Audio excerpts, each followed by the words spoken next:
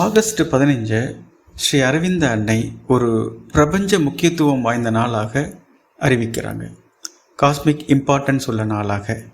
ஆன்மீக தேடல் உள்ளவங்களுக்கு ஆகஸ்ட் 15 ஏன் முக்கியத்துவம் வாய்ந்த நாளாக பார்க்குறாங்கன்னா, ஸ்ரீ அரவிந்தருடைய பிறப்பை அன்னை 4 நிலைகளில் விளக்குறாங்க. ஃபிசிக்கலாக ஜட ரீதியாக பார்க்கும்போது இந்த பூமியை திருவுருமாற்றம் செய்வதற்காக வந்த ஒரு சக்தியாக பார்க்குறாங்க. மன ரீதியாக பார்க்கும் பொழுது, மென்டலாக பார்க்கும்போது உலக வரலாற்றில் நம்ம நிலைத்திருக்கக்கூடிய ஒரு நாளாக அன்னை சொல்கிறாங்க.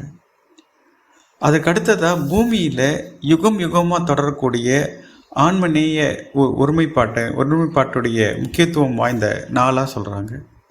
ஆன்மீக ரீதியாக பார்க்கும் பொழுது இந்த பூமியில் இந்த சாஸ்வதமாக இருக்கக்கூடிய பரம்பொருளுடைய பிறப்பை இந்த ஆகஸ்ட் 15 குறியீடாக சொல்கிறாங்க.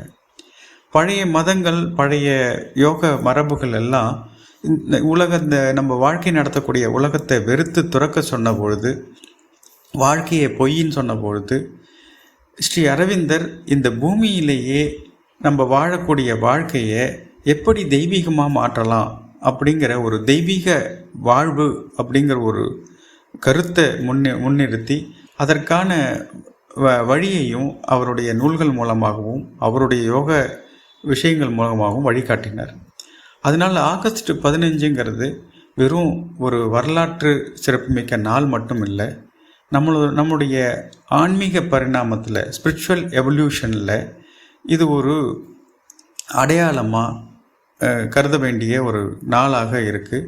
அதற்கான ஒரு மதிப்பை நம்ம கொடுக்கறது தான் அது ஸ்ரீ அரவிந்தருக்கு செலுத்தக்கூடிய மிகப்பெரிய ஒரு நன்றியறிதலாக இருக்கும்.